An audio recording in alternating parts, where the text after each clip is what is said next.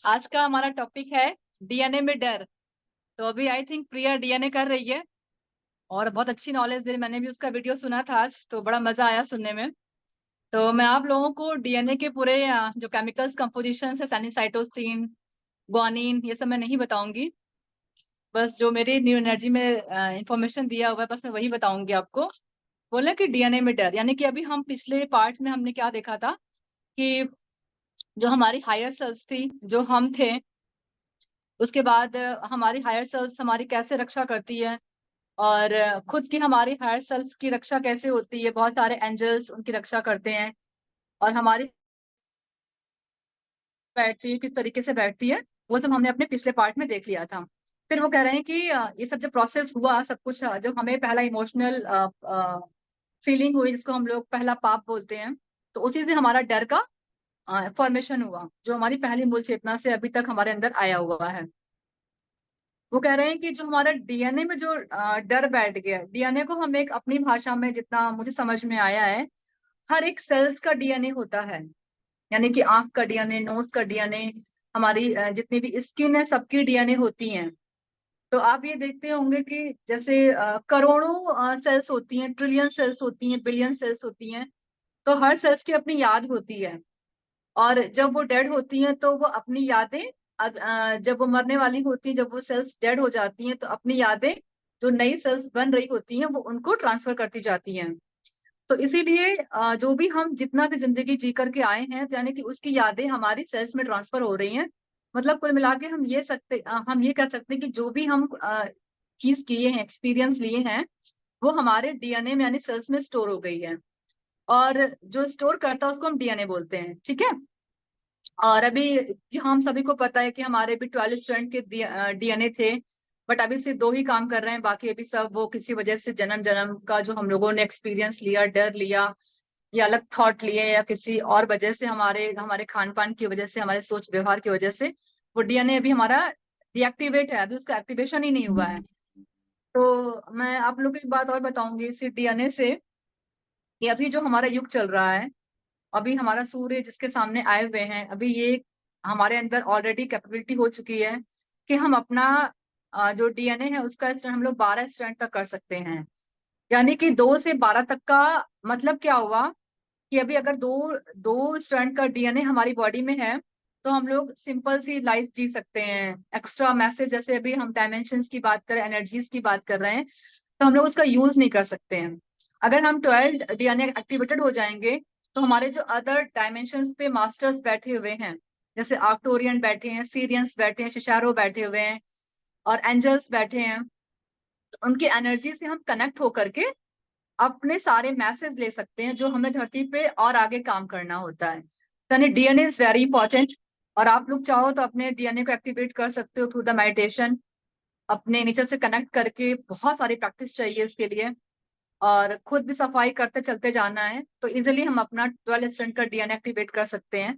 इसके अलावा DNA activation के लिए सबसे अच्छा प्रोसेस क्या है, कहीं अगर शाकाहार की रैली हो रही हो, तो उसमें आप जरूर जाइए, उसमें चांसेस हैं आपके डीएनए एक्टिवेशन के। हर टॉपिक पे आते हैं हम लोग। वो कह रहे हैं कि जब हम डुअलिटी में आए, तो डुअलिटी में सबसे ज्यादा डीएनए में हमारे डर बैठ गया। अब हुआ क्या, इस डर की वजह से हम अपने लाइफ में आगे कोई लर्निंग नहीं ले पाए, और उसका फायदा उठाया किन लोगों ने, जो धर्म के अधिकारी थे, जो जो जात पात में, यानी कि हमारी कास्ट हमसे ऊंची है, हमारे भगवान की पूजा करो और तुम्हारे इस डर को निकाल देंगे, तुम्हारी इस बीमारी को निकाल देंगे। इस टाइप की सारी चीजों को उन्होंने, जब वो जान गए कि अभी पूरी सोसाइटी, पूरी मानव जाति डर में है, जो थोड़ा सा उनसे आगे थे, समझदार थे, उन्होंने इसका बहुत फायदा उठाया। और कह रहे हैं कि इसके अलावा कि हमने बहुत सारा कष्ट उठाकर अपने ज्ञान को बढ़ा, अगर किसी ने थोड़ा बहुत अपने डर को जीत भी लिया है, तो ऐसे ऐसे कुछ लोग ऐसी क्रिएटिविटी कर देते हैं, हमारे सामने ऐसे आ जाते हैं कि उस डर की लेयर को क्लीन करना बहुत मुश्किल हो गया है। तो यही कह रहे हैं कि यहाँ पर हर कोई शक्तिशाली बनकर आया है, और हम हमेशा पावरफुल रहे हैं।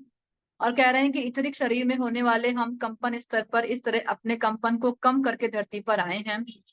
और हमारे अंदर बहुत सारी पावर है, यानी कि वो कह रहे हैं कि अभी डर अंदर चला गया है, कोई बात नहीं, वाइब्रेशंस कम है, तो वही जो मैंने आपको भी अपने एग्जाम्पल्स दिए कि आप प्रकृति के साथ जुड़ जुड़ करके, शाकाहार रैलियों में जा करके, ध्यान करके आप अपने डर की फ्रीक्वेंसी को कम कर सकते हैं, अपने डीएनए को एक्टिवेट कर सकते हैं, अपने सारे सेल्स को बता सकते हैं यस आई एम पावरफुल। हम लोग सब कुछ चेंज कर सकते हैं। तो ये था हमारे डीएनए का कमाल, जो हमें तोबैस ने बताया कि हम बहुत पावरफुल है, अपने डीएनए तक को चेंज कर सकते हैं। फिर इसमें टॉपिक है हमारे रक्षक। हमारे रक्षक के बारे में हम पहले थोड़ी जानकारी ले चुके हैं कि हमारे गाइड एंजल्स हैं, हमारी प्रज्ञात्मा हैं, जिनको हम अपने हायर सेल्फ बोलते हैं। इसके अलावा और भी जो हमारे रक्षक हैं। फिर वो कह रहे हैं कि अभी हमें कुछ भी डरने की जरूरत नहीं है, हम कंप्लीटली सुरक्षित हैं, एकदम सुरक्षित। अगर कोई भी इंसान अपनी किसी भी सिचुएशन में है, चाहे उसको फाइनेंशियल प्रॉब्लम्स हो, उसकी जॉब चली गई है, या कुछ भी उसकी लाइफ में इश्यूज आ रहे हैं, फिजिकल लेवल पे, फाइनेंशियल लेवल पे, अपने संबंधों के संबंधी, या कहीं भी अगर उसको लग रहा है कि अभी कुछ नहीं हो पा रहा है, बहुत परेशान हो, तो सबसे पहले ये फील करना है कि नहीं, मैं सुरक्षित हूँ, मेरे आसपास की चीजें सुरक्षित हैं। आप कैसे भी हो, सुबह उठ करके या सो करके, जब भी आपको लगे कि आप अभी लो फ्रिक्वेंसी में जा रहे हो, हमें नहीं समझ में आ रहा है, तो आपको सबसे पहले यही बात बोलनी कि मैं सुरक्षित हूँ। अब सुरक्षा मैं कैसे हूँ, तो आपको याद रखना है कि मेरी हायर सेल्फ है, जिस हायर सेल्फ की लाखों एंजल्स सेफ्टी कर रहे हैं, उसको सिक्योरिटी कर रहे हैं उनके लिए, तो वो क्या प्रज्ञात्मा हमारी सिक्योरिटी सेफ्टी नहीं करती होगी? या हमारे संग जो सिचुएशन चल रही है, क्या उसको नहीं पता है कि ये सिचुएशन चल रहा है, अभी वो नहीं समझ पा रहा है? तो ये श्योर है कि हमारी प्रज्ञात्मा हमारी हेल्प कर रहे हैं, एंजल्स हमारी हेल्प कर रहे हैं। बस एक कमी ये है कि हमें अंदर जाने का प्रयास करना है, विश्वास रखना है। फिर वो यही कह रहे हैं कि हमें अर्थ अर्थ में जो हमने परिवार को चुना हुआ है, वो सब एक, हमारी जो अर्थ है वो एक प्रयोगशाला है। इसीलिए हम ऐसा चैलेंज को लेकर के आए, उसके एक्सपीरियंस को सीखना है, वहां पे फंसना नहीं है, रोना नहीं है, और फटाफट उस सिचुएशंस को आने के बाद जो भी आपके इमोशंस हैं वो बाहर निकल जाने चाहिए, क्योंकि इमोशंस को निकाले बगैर लर्निंग नहीं होगी। अगर गुस्सा आ रहा है तो यस, गुस्सा आने दीजिए, कोई बात नहीं। रोना आ रहा है तो रोने दीजिए अपने आप को, वो इमोशंस भरे हुए अंदर, उसको निकल जाना है। उसको निकलने के बाद आपको और अंदर उधर उधर नहीं मूव करना है, सीधे आपको अपना रास्ता ढूंढना है। और पहले भी बता चुके हैं कि अगर आपको रास्ता खुद से नहीं मिल रहा है, अपने हायर सेल्फ से पूछो। और हमारी हायर सेल्फ करोड़ों हायर सेल्फ के साथ बैठी है, यानी कि माँ लक्ष्मी, माँ दुर्गा, जो बहुत ज्यादा हमारी हायर सेल्फ से भी ज्यादा उनकी एक्टिविटीज है, उनकी हाई एनर्जी है। अगर हमारी हायर सेल्फ को नहीं पता होगी, तो माँ लक्ष्मी की हायर सेल्फ को पता होगी। माँ दुर्गा, माँ पार्वती, हनुमान जी, जितने भी लोग हमारे इस धरती पर आकर के अपने एनर्जीज को बढ़ाए हैं, हमको हमको समझाने आए थे, खुद उन्होंने अपनी एनर्जी को धरती पे आके बढ़ा करके, सीख करके वापस जब अपने लोक में गए, तो उनकी एनर्जी से भी हम कनेक्ट हो सकते हैं, ऐसा नहीं है। फिर करें, अगर इतना भी आपसे नहीं हो पा रहा है, तो सौरमंडल और भूमि, यानी कि जो सूर्य देव हैं, सौरमंडल में जो भी ग्रह है, आपको सबसे मजबूत ग्रह तो हमारे सूर्य देव हैं। अभी इस समय तो उनकी फ्रीक्वेंसी सबसे ज्यादा बढ़ी हुई है। कोई भी अगर अगर उनको ही पकड़ ले, ज्यादा घंटों ध्यान नहीं कर सकते हो, कोई बात नहीं। आप सुबह की धूप में बैठ जाओ, या किसी भी टाइम पे आप 2 मिनट उनसे प्रार्थना करो, उनके जो उनकी धूप है, वो एनर्जीज है, वो अंदर आप प्रवेश कराओ। फिर 15-20 मिनट के लिए उनसे अपने क्वेश्चन डालो, और शांत मन से वो प्रकाश को अंदर जाने दो। फिर आप देखिए कैसे आप असुरक्षित महसूस करते हैं। बिल्कुल महसूस नहीं करेंगे। बस सूर्य दिवस के साथ टाइम नहीं है, तो आप धरती माता के पास बैठ जाओ, वहां तो आप एटलीस्ट उनसे कांटेक्ट कर सकते हो, रिक्वेस्ट कर सकते हो, उनसे बात करके अपनी चीजों। लेकिन प्रकृति से जुड़ने के लिए आपको अभ्यास करना जरूरी है। हमने आज पेड़ों से बात कर ली, एक दो ऐसी चलते फिरते बात कर ली, 5 मिनट वहां हमने बात कर लिया, तो ऐसे आप अपने आप को सुरक्षित महसूस नहीं करोगे। क्यों? क्योंकि हमारा डीएनए, हमारा सेल जान रहा है कहाँ सहायता मिल रही है, कैसे बाहर आऊं। आपके सेल्स को पता चल गया है कि बाहर आने का कोई रास्ता नहीं है।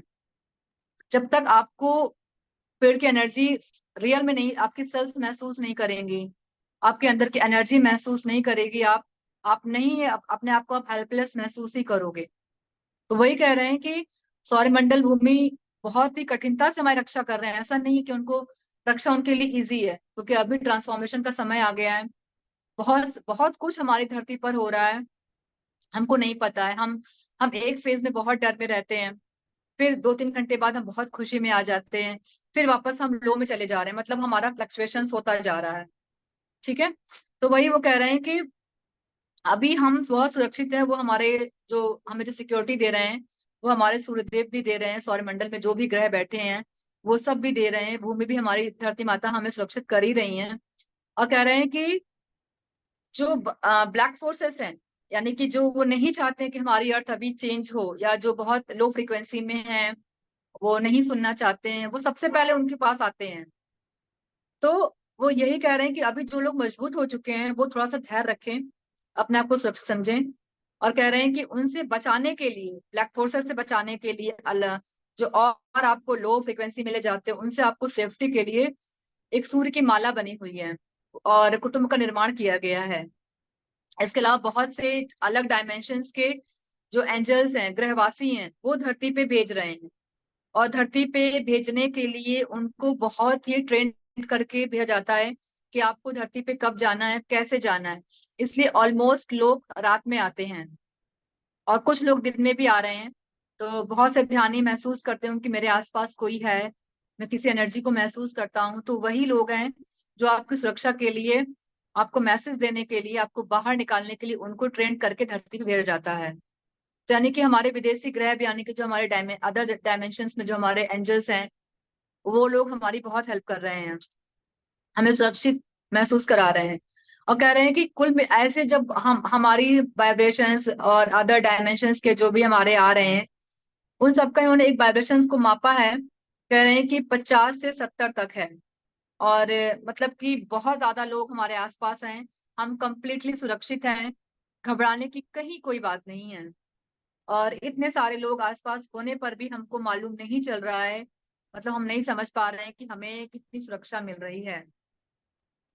फिर ये कह रहे हैं कि ऐसा, इसके अलावा हमारी कुछ कमियां बता रहे हैं तो बेस्ट मास्टर, वो कह रहे हैं कि हम पूरा भूल गए हैं कि हम धरती पे किस लिए आए हैं। हम जन्म लेते हैं, चले जाते हैं, फिर जन्म लेते हैं, फिर चले जाते हैं।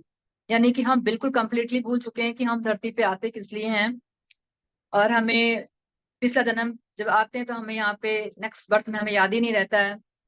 फिर कह रहे हैं कि हम कुछ जन्म अपने मेल पार्ट में लेते हैं, कुछ जन्म अपनी फीमेल पार्ट में लेते हैं, लर्निंग को सीखने के लिए, सारे अनुभव को जानने के लिए।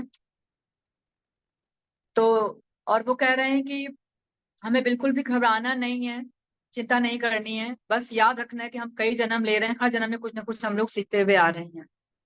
यानी कि हमारे रक्षक बहुत सारे हैं, तो बिल्कुल घबराने की जरूरत नहीं है। अब ये बात कर रहे हैं धर्म की।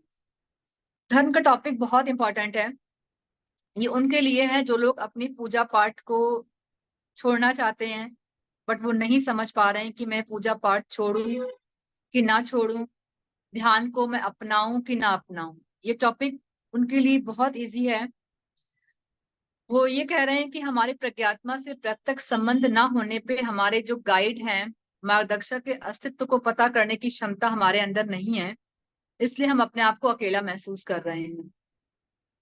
और कह रहे हैं कि जो हमारे अपने हैं, जब हमें वो छोड़ जाते हैं तो हम बहुत दुखी हो जाते हैं और लगता है कि हमें हमारे पास कोई नहीं, हम बहुत डरते रहते हैं। तो वही कह रहे हैं कि जब हम इस सिचुएशंस में होते हैं, अभी जो जो हमने आपको पूरा पीछे बताया है, वो भी इसी पैराग्राफ में यही बात कर रहे हैं कि जो हमारे गाइड हैं वो आके हमारी मदद करते हैं और हमारी प्रज्ञात्मा हमारी मदद कर ही रही है। लेकिन जैसे ही हमारा कोई काम हो जाता है ना, हमको लगता है कि हमारे भगवान ने कर दिया है, हमने इनकी पूजा करी तो इन्होंने मेरी बात सुन ली, मैं उस मंदिर में गया तो मेरी मन्नत पूरी हो गई, मैं भैया अब उसी मंदिर में जाऊंगा, अपनी वही बात कह के आऊंगा। तो होता क्या है कि उनकी एक विश्वास व्यवस्था बनती चली जाती है। फिर वो अपनी जो बच्चे होते हैं जनरेशन वाइज, फिर उनको वो चीज देते जाते जो उन्होंने क्रियाकलाप किया। सपोज किसी को एक दीपक लगाने से, लाल धागा बांधने से, या कुछ भी ऐसा बांधने से उनकी मन्नत पूरी हो गई 10 दिन के अंदर अंदर, उसी टेम्पल में उसी दिन, तो उसको अपना रिचुअल बना देते हैं वो। तो फिर अपने जनरेशन को देते हैं कि देखो बेटा मेरा ऐसा हुआ था, आप भी ट्राई करना। तो हो सकता है कि उनकी भी चीजें ऐसी कंप्लीट हो गई हो, तो फिर वो प्रोसेस आगे बनता चला जाता है। तो वो वही कह रहे हैं कि हमारे वो एंजल्स हमारी हेल्प करते हैं। एंजल से पहले हम खुद ही अपनी हेल्प कर लेते हैं। ये थोड़ी गहरी बात है, क्योंकि अभी हम सब ध्यानी है तो हम लोग इसको समझ पा रहे हैं कि तो वैस न्यू एनर्जी के माध्यम से क्या कह पा रहे हैं। और तो वही कह रहे हैं कि वो कोई नहीं करता, वो हम ही करते हैं अपने जहाँ हल्के से फंसे होते हैं, हमारे गाइड एंजल्स हमें हेल्प कर देते हैं। और इसके अलावा कह रहे हैं कि मानव की तरह जमीन पर पैदा होने वाले में क्रिस्टल पीपल भी है। यानी कि एंजल्स तो हमारी हेल्प, अभी जो मैंने आपको बताया कि हम प्रकृति से अगर जुड़ जाएं तो हम सुरक्षित भी हैं अपनी चीजों से। कंप्लीट जो भी हमें एक्सपेक्टेशंस है, जो हमको चीज करनी है, वो हम कर सकते हैं। यानी कि सूर्यदेव की बात हो ही रही थी, कुटुंब की बात हो रही थी, तो उस कुटुंब में हमारे पीपल के पेड़ की बहुत महिमा बताई है। वो हमारा पहला प्लांट है, वो हमारा क्रिस्टल प्लांट है। क्रिस्टल प्लांट बोले तो कि जितनी भी रोशनी उसमें प्रवेश करेगी पेड़ों में, फिर वो चाहे पूर्णिमा की रात्रि की पूरी चांद की रोशनी हमारे पेड़ में चली जाती है, फिर चाहे हमारे सूर्य की सारे दिन की ऊर्जा हमारे उस पेड़ में चली जाती है। जो भी इंसान पेड़ के पास उठता बैठता है मैक्सिमम टाइम स्पेंड करेगा पीपल ट्री के पास। ऐसे बहुत सारे ट्रीज हैं जो क्रिस्टल ट्रीज हैं, उनकी एनर्जी वो प्रकृति से जुड़ के डबल ट्रिपल कई गुना हो जाती है। तो वही कह रहे हैं कि वो क्रिस्टल ट्री है, उनकी एनर्जी में बैठ के भी अपनी चीजों को सॉल्व कर सकते हैं।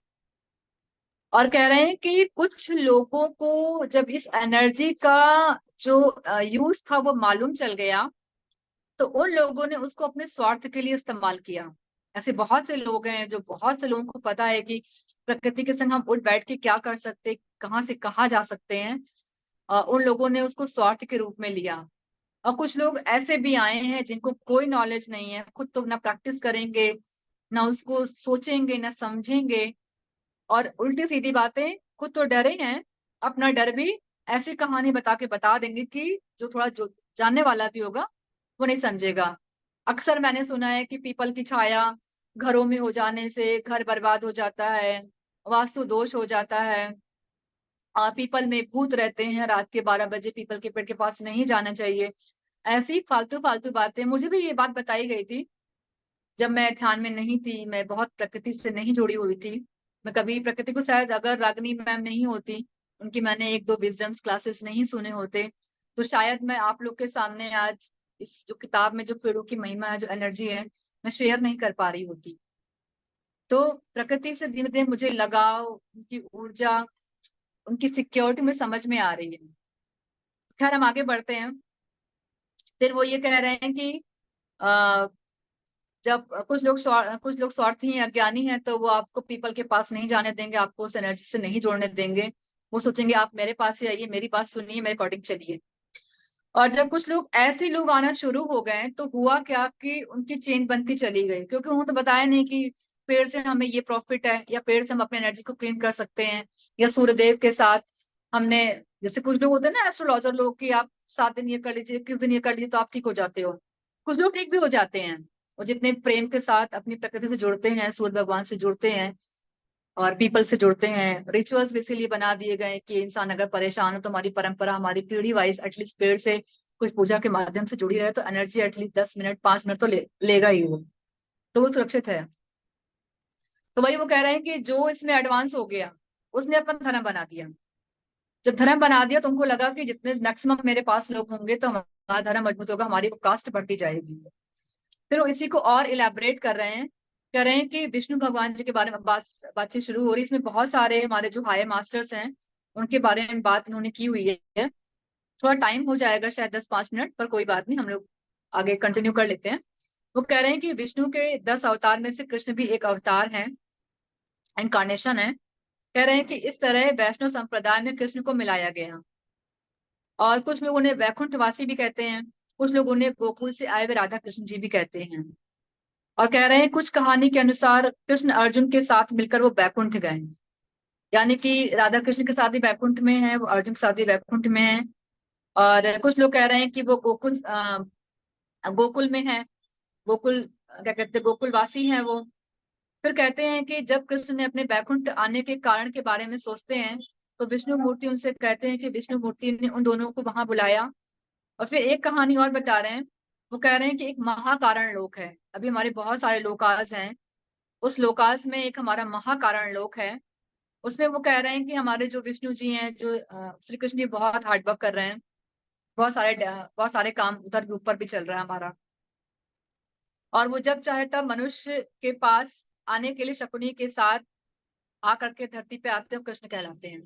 यानी कि जब वो शकुनी के साथ धरती पर आए तब भी वो श्री कृष्ण कहलाए। मैं आपको एक मजे की बात बताऊंगी कि महाभारत के कुछ ऐसे मास्टर्स हैं इस धरती पर जन्म लिए हुए हैं, जैसे गांधारी हैं। तो रागिनी मैम हमारी गांधारी हैं। उन्होंने, मैं उनका एक दिन कुछ सुन रही थी तो उन्होंने अपने स्पिरिचुअल जर्नी में शेयर किया कि वो गांधारी है, मुझे बड़ा अच्छा लगा। फिर लाइफ ऑफ पर्पस मालूम चला कि वो गांधारी के बाद उन्होंने ये वाला बॉडी क्यों लिया, क्या काम था। और एक दिन मैं दीप्ति मैम की क्लास कर रही थी तो मुझे उसमें मालूम चला कि शकुनी भी हमारी धरती पर आए आए हुए हैं। और वो कौन है ये मुझे नहीं पता है, उनको शायद मना किया गया है कि किसी मास्टर्स को भी प्री बर्थ का जो मेन करेक्टर था उनको नहीं क्लियर नहीं करना है, उनको नहीं बताना है, तो उन्होंने नहीं बताया। बट शकुनी जी भी आए हुए हैं इस धरती पर, हमारे जैसी बॉडी में हैं। पता नहीं अभी बॉडी वैकेट किया कि नहीं किया मुझे नहीं पता है। बट शकुनी भी आए हैं धरती पर, और गांधारी जी भी आई हुई हैं। माँ लक्ष्मी का इनकारनेशन भी है। और जो हमारे नरेंद्र सर हैं वो तो मैंने आपके साथ वीडियो में शेयर किया था कि माँ गायत्री की चेतना, यानी कि माँ गायत्री की चेतना हमारी धरती पर आई हुई है। तो हम लोग बहुत लकी हैं, अभी इस वक्त को बिल्कुल बर्बाद नहीं करना है। जल्द से जल्द हो सके तो हम प्रकृति से जुड़ करके अपने मैक्सिमम टाइम को, रात को यूटिलाइज करके, अपने एनर्जी को बढ़ा के, अपनी चेतना स्तर को बढ़ा करके हम उनसे इजिली कनेक्ट हो सकते हैं।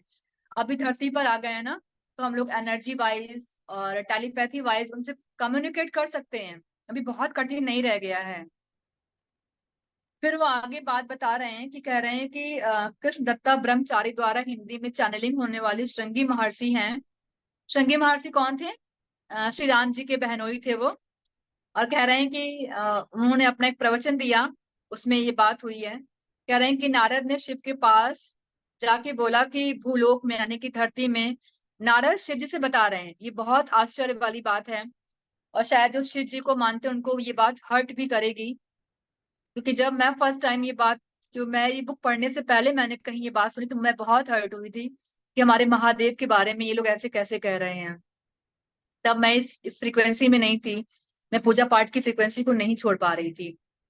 तो जब मैंने इसको देखा, जाना, समझा, तब वो ये भी कह रहे हैं कि जब नारद शिव के पास गए तो वो शिव से धरती के बारे में, और जो लोग उनसे जिस तरीके से उनकी पूजा कर रहे हैं कि आपके गले में सर्प लगा करके, नीचे चमड़ा बिछा, मतलब ऐसा जैसे हम शिव जी को देखते हैं ना, वो अंदर नाग लगाए हैं, जटा में गंगा जी को रखे हुए हैं, तो वो रूप बना के आपकी पूजा कर रहे हैं। तो शिव जी कह रहे हैं कि अच्छा, धरती में ऐसा हो रहा है क्या? मैं तो ऐसा नहीं रहता, मतलब वो अपने डायमेंशन, हमारे शिव महादेव बता रहे हैं कि मैं इस तरीके से नहीं रहता हूँ। उन लोगों ने जो सुना हुआ है वैसा बना करके वो वैसी एनर्जी ले रहे हैं, मतलब उनकी खुद की एनर्जी है वो, उनकी खुद की कल्पना है वो शिव जी की। बट शिव जी हमारे इस तरीके से नहीं रहते हैं। शिव जी हमारी तरह इस तरीके से बॉडी में भी आपको आकर के बात कर सकते हैं, उनकी चेतना से, एनर्जी से हम जुड़ सकते हैं। तो एक तो उन्होंने ये बताया। फिर इन्होंने एक बात और बोली है कि खुद काली देवी जी भी कम दर्शन देती हैं। और वेंकटेश्वर स्वामी जी जो है वो भी बता रहे हैं, कह रहे हैं कि वेंकटेश्वर स्वामी स्पष्ट रूप से कह रहे हैं कि जब कोई तिरुपति में जाके मन्नत मांगता है तो मैं वो मन्नत नहीं पूरा करता हूँ, वो उनकी ही एनर्जी, उनका ही विश्वास वो मन्नत पूरा करता है। वरना लाखों लोग आते हैं, लाखों लोग जो कुछ भी करते हैं, लाखों लोग की एक दिन में क्यों नहीं पूरी हो जाती है? क्योंकि कुछ लोग विश्वास करते हैं, कुछ लोग विश्वास नहीं करते, वो उनका अपना ही विश्वास है। मैं वहां कुछ नहीं करता हूँ। हाँ, जो लोग वहां आते हैं, ध्यान करते, तो वो मेरी एनर्जी से क्लीन हो सकते हैं, मेरी एनर्जी उनको बढ़ा सकती है और इनहेंस कर सकती है। ये स्वयं वेंकटेश्वर महाराज जी, स्वामी जी कह रहे हैं। और कह रहे हैं कि एनर्जी की आराधना करना अब हम सब जान गए हैं। हमारे ब्रह्म ऋषि पत्र पितामह जी ने साफ साफ कहा है कि मूर्ति पूजा करने की जरूरत ही नहीं है। उस मूर्ति में हमारी ही ऊर्जा जाती है। जैसे हमारी अभी सभी मूर्तियों में प्राण प्रतिष्ठा की जाती है, वो क्या होता है, एक मंत्र लिया, मंत्र का उच्चारण किया, जो उच्चारण करवाता है वो थोड़ा हमसे हाई फ्रिक्वेंसी में होता है, क्योंकि उसका काम ही पूजा करना, आराधना में बैठना है। तो उसकी थोड़ी सी एनर्जी थोड़ा हाई हो जाती है।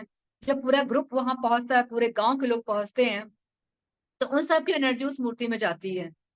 और जितना ज्यादा इंसान उस मूर्ति में जाएगा, मतलब उस मंदिर में जाएगा, तो वहां की एनर्जी बहुत बढ़ जाएगी। और उस एनर्जी से हमारी मूर्तियों में वो ऊर्जा प्रवेश करती है। ये साहब, ये मैं नहीं कह रही हूँ, ये किताब कह रही है। और शायद कुछ हद तक मैं इस बात को अब फील करती हूँ कि शायद ये बुक्स जो बातें कही जा रही हैं वो एकदम सत्य है। हम सबको, सबका अपना अपना एक फेज आता है, इसमें ये बात बताई गई है। उस फेज के अकॉर्डिंग हम अपने आप को धीमे धीमे चेंज करते जाएंगे। मतलब मूर्ति पूजा करना कोई खराब बात नहीं है, बस ये है कि हमें वहां फंसे नहीं रहना है। हम एक बुद्धिमान प्राणी हैं। अभी हम सब ध्यान करते हैं, स्पिरिचुअल साइंटिस्ट हैं, और हम सबको अपने आप को स्पिरिचुअल साइंटिस्ट बोलना चाहिए। मतलब जो चीज कर रहे हो वो पता होनी चाहिए कि हम क्यों कर रहे हैं। हमें होश में चीजें मालूम होना, हमें क्वेश्चन होना चाहिए, is it right, is it wrong. क्या हम कुछ डर के कर रहे हैं, कि प्यार से कर रहे हैं, कि विश्वास के साथ कर रहे हैं, वो इमोशंस हमें पता होने चाहिए, दैट्स इट। तो ये कुल मिला के हमारी पूरी भावों की बात कर रहे हैं। और सारी एनर्जी जो इकट्ठा हो जाती है मूर्तियों में या हमारे घरों में, जो हम पूजा घर बनाए हैं, वो हमारी एनर्जी है। और वही वो कह रहे हैं कि सब लोगों ने अपने अपने तरीके से अपने एनर्जी को स्टोर करके, यानी कि हम ही एनर्जी वाले हैं, हम ही भगवान हैं, हम ही अपनी एनर्जी वहां पे रखते हैं। फिर कह रहे हैं कि वो लोग बुरा नहीं माने जो लोग अभी पूजा पाठ कर रहे हैं। बिल्कुल मतलब गिल्ट वाली बात नहीं है, गुस्सा वाली बात नहीं है। कह रहे हैं एक दशाएं होती हैं, जैसे हम तामसिक दशा में हैं, राजसिक दशा में हैं, सात्विक दशा। जब हम तांसमिक सॉरी जब हम तास्मिक दशा में होते हैं, तमस में होते हैं, तो हम थोड़ा बहुत पूजा पाठ, एनर्जी हल्का फुल्का जानकर ध्यान करते हैं, सॉरी ध्यान नहीं करते, पूजा करते हैं। जब हम रासिक में आते हैं तब हम यज्ञ करते हैं, हवन करते हैं, दिल को बड़ा सुकून मिलता है। जब वहां से हमारी पूरी एनर्जी, जब हम पूरा सीख जाते हैं, तब हम सात्विक में आते हैं। तब हम मूर्ति को छोड़ करके अपने अंदर प्रवेश करना शुरू करते हैं। फिर हम जब और अच्छे में और आते हैं, तब हम अब बहुत गहरे ध्यान में, शून्य में जा करके निर्गुण स्थिति में पहुंच जाते हैं। तो कुल मिला के इसमें हमारे जो आज का ये थोड़ा बड़ा हो गया। तो कुल मिला के यही बात कह रहे हैं कि हमें अपने आप से जुड़ना है, सुरक्षित रहना है। कहीं कोई बात नहीं है, फ्रिक्वेंसी बहुत अच्छी आई हुई है धरती पर। और बस थैंक यू सो मच।